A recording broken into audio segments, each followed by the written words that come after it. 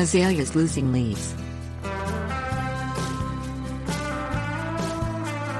Azaleas are perennial shrubs grown for their spring flowers and lush foliage.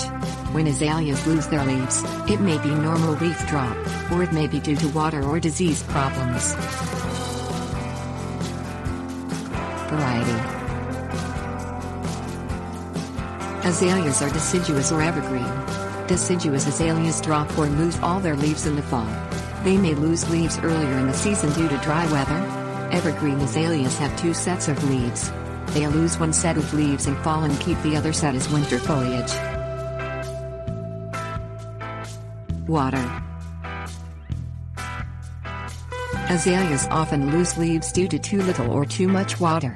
When plant roots dry out, the leaves drop off. Prompt watering may revive these azaleas and encourage foliage the following season. Too much water causes roots to rot. Overwatered azaleas lose their leaves and die from waterlogged roots. Disease. Azaleas lose leaves when they are infected with disease. Humid weather and overhead watering encourage leaf spot and other fungus problems. Leaves develop fungus blotches and curl or fall off the plant. Fungicides applied promptly usually control serious damage.